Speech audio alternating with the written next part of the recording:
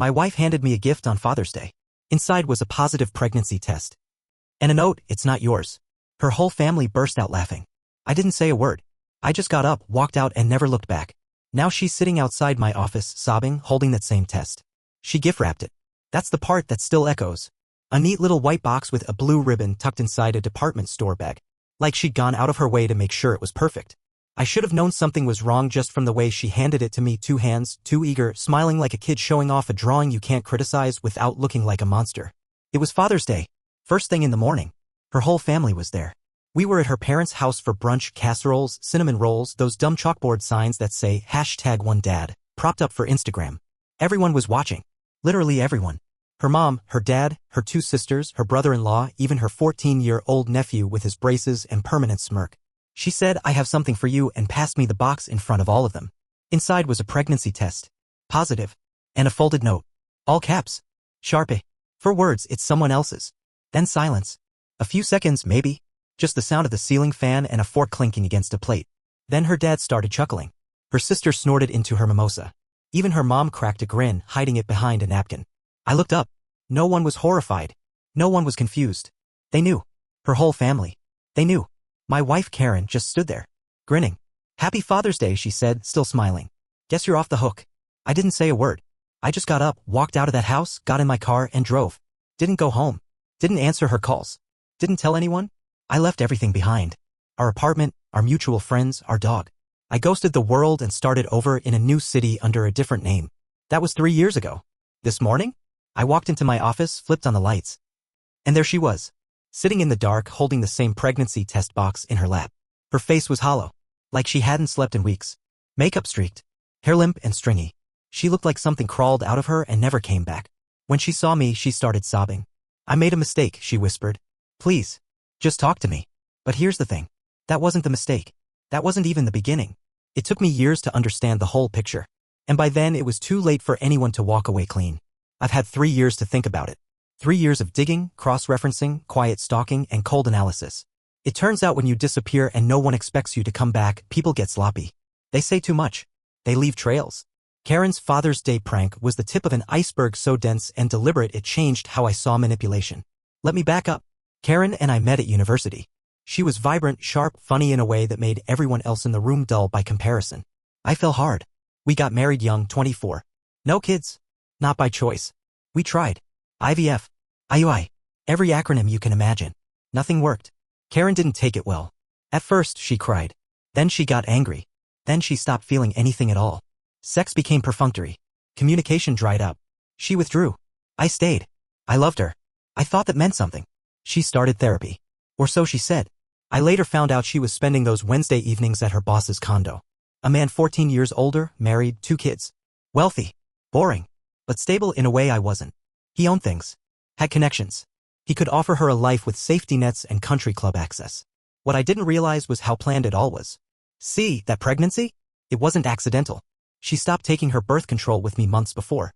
Told me it was to keep hope alive. But she was sleeping with 2 men. Me for the emotional safety. Him for the upgrade. She didn't know who the father was. Not at first. So she decided to find out by keeping the pregnancy, watching the timelines, and playing dumb. But when she got the paternity results, she laughed. Told her sister. Told her mother. Plotted the Father's Day reveal like it was a gender reveal party. "Let's make it memorable," her sister apparently said. And so they did. But what they didn't count on was how quiet I'd go. See, most men snap. Yell. Cry. Lash out. Burn bridges. But I didn't. I disappeared. That scared her more than anything. 2 weeks after I vanished, she posted a long tearful Facebook status about betrayal and mental illness. She framed me as the unstable husband who couldn't handle disappointment. Her family backed it. Her sister posted something like, "Some people just can't grow up. You deserve better, sis. Proud of you for putting your baby first." The comments were full of support. Sympathy. Love. Nobody ever asked where I was. Nobody ever checked in. Except for one person. Karen's ex-friend, Laura. I barely remembered her. We met once at a Christmas party years ago. But she messaged me. Said she heard I'd left and that if I ever wanted to know what really happened, I should call. I didn't respond. Not at first. But a year later, I did. Laura told me everything. Not just about the affair. About the setup. See, Karen had done this before. Before me, she was engaged to another man, Daniel. A mild-mannered guy from Texas. Quiet. Naive. They dated for 2 years. Right up until she cheated on him with a wealthier coworker. Same playbook. Except Daniel lost control. There was an incident involving her car. Charges were dropped. But the damage stuck. Karen spun the story perfectly: abusive ex, bruises from emotional trauma, community support for her strength. She left Daniel with nothing but a court record and a ruined name. I didn't believe it until Laura sent proof. Old emails, texts, photos, same tactics, same lies, same smirk. And here's the twist that will make you sick. Karen's daughter? The one she had after I left? She gave her the middle name Hope. Why? Because that's what she told people I took from her. She always wanted to be a mother, she wrote on one blog. But her cruel, unstable husband left her when she needed him most. The kid became her redemption arc. And everyone bought it. She got speaking gigs, local TV spots, even a short podcast series about rebuilding after betrayal. Meanwhile, I was starting fresh in a new city, working odd jobs off the books. I let her win. Until now. Because here's what she doesn't know. That child isn't his either. And I have the results to prove it. Let's just say Karen's story is about to change. Again. Only this time, the audience isn't so forgiving. Update 1. She looked older. I mean, yes, physically, sure. But it was more than that. Like the scaffolding that held her personality together had started to rot. Her smile didn't reach her eyes. Her voice was brittle. She sat in that chair like a mannequin someone left out in the rain. Still holding the same box. I didn't say a word.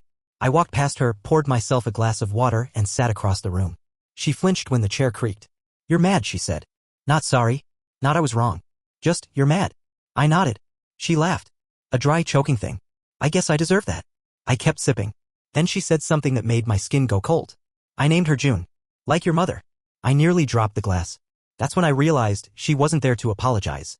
She was there to reclaim the narrative again. Karen always knew how to turn tragedy into currency. She saw grief like clay, something to mold into sympathy.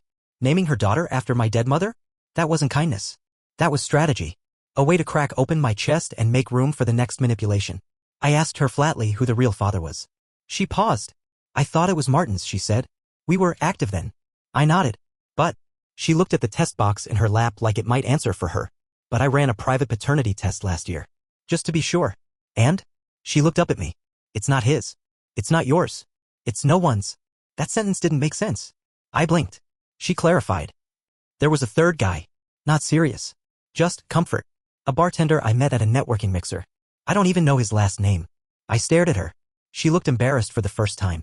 I didn't expect this to happen. I thought, God, I don't know what I thought. That I'd come here and we'd talk. Maybe reconnect. You lied. You humiliated me. Publicly. You detonated my life for a joke. I didn't mean for it to go that far. You filmed it, Karen. That stopped her. Her face went completely blank. How did you? You sent it to your sister. She uploaded it to Instagram. Then deleted it an hour later.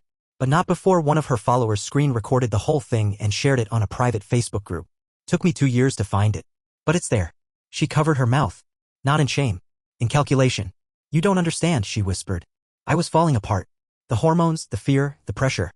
No, I said. You were building something. You always were. The victim narrative.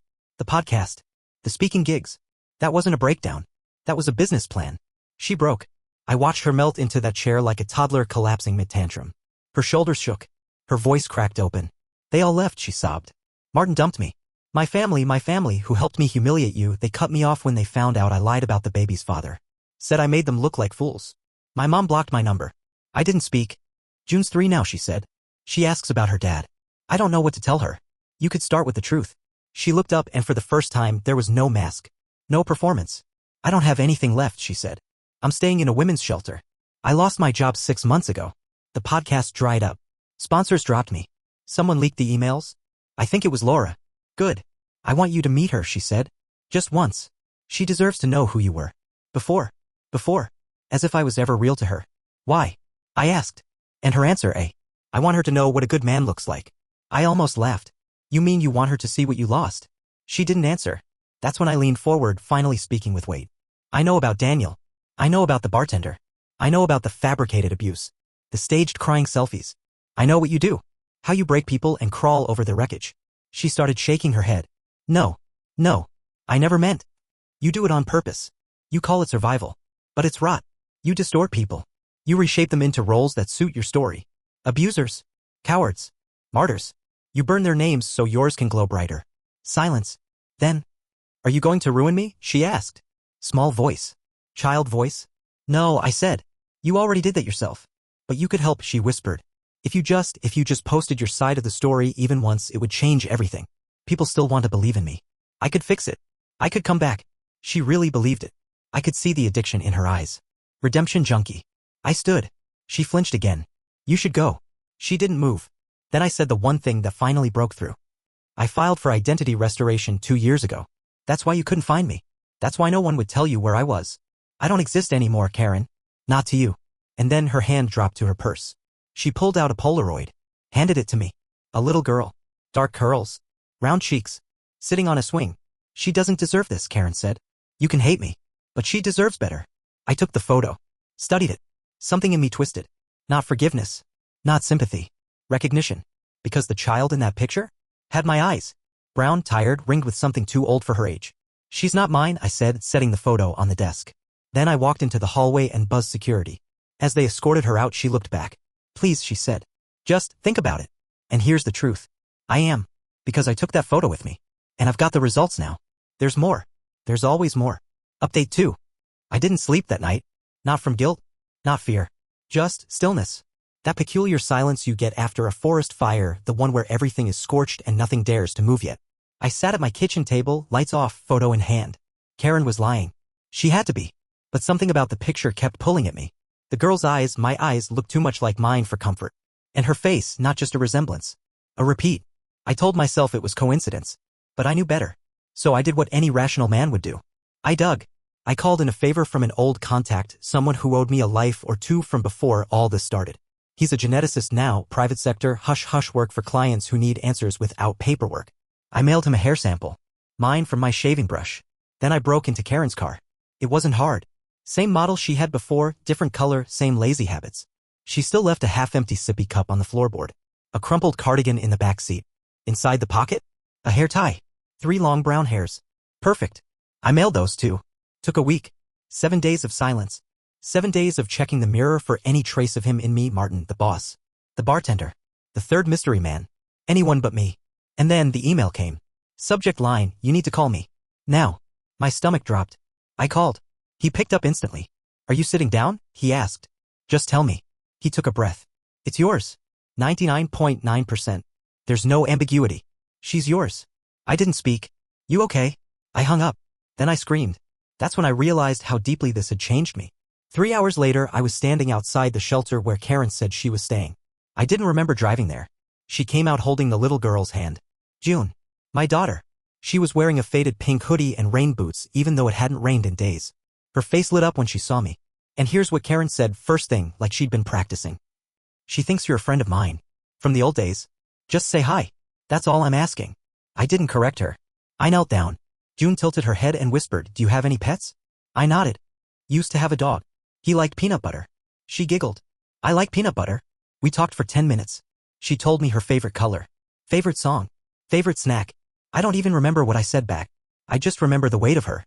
The terrifying, undeniable realness of this person I helped create. And then she said something that broke me in half. Mommy says my daddy disappeared. She says he was too sad to stay. Karen turned white. June went on. But I think maybe he was just lost. I didn't say a word. Just stood and walked away. That night Karen called me. I didn't tell you because I didn't know, she said. By the time I suspected, you were gone. And then I didn't want to ruin anything. I didn't want to trap you. Trap me? I repeated. You said once you never wanted to be a father. That you'd be terrified of messing it up. I said I didn't want to turn into my father. She was quiet. Then softly, you're not him. I didn't respond. The truth? I don't know who I am anymore. But I know what's next. Because if June is mine, then I want her. Not for revenge. Not to punish Karen. But because somewhere in that child is the part of me I left behind 3 years ago, the part she couldn't erase. And I'm going to get it back. But not like a hero. Not like a savior. Like a storm that forgot how to stop. The game's changing. And this time, I set the rules. Update 3. I didn't tell her I was coming. I showed up at the shelter during pickup hour, volunteers handing out granola bars, moms corralling kids like loose luggage, the smell of Lysol and resignation baked into the walls. Karen was inside, talking to a caseworker. June saw me first.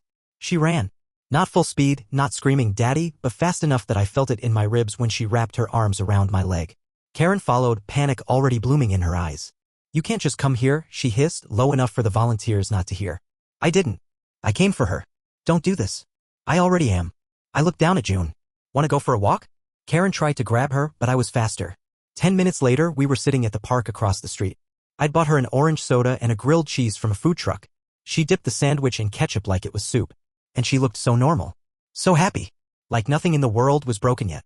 Then she asked, "What's your name again?" That's when it hit me, Karen hadn't even told her my name. I looked her in the eye. "You can call me Michael." She nodded. "Michael." "Okay." She repeated it a few times like she was memorizing it. Something in me cracked. When I took her back, Karen was waiting. She didn't speak until June was inside again. And then she asked, "What do you want?" Simple. Dangerous. And I answered honestly. "Custody." She laughed.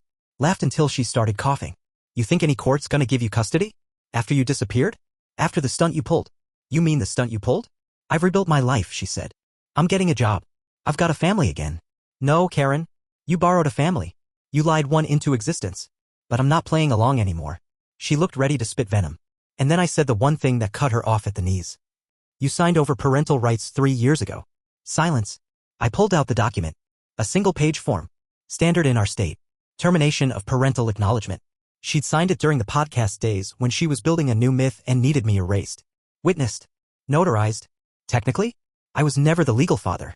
But if the DNA results I now held were submitted to the court and I filed a motion to establish paternity, I'd be at the starting line. And she'd be scrambling. Because here's the part that matters. You don't need to be a good man to be a legal father. You just need leverage. And I had it. The shelter would never know. The court wouldn't care about podcasts or Instagram followers. They care about documentation, stability, income. Things I had. Things Karen used to have. Her face crumpled. "You wouldn't," she whispered. "Try me."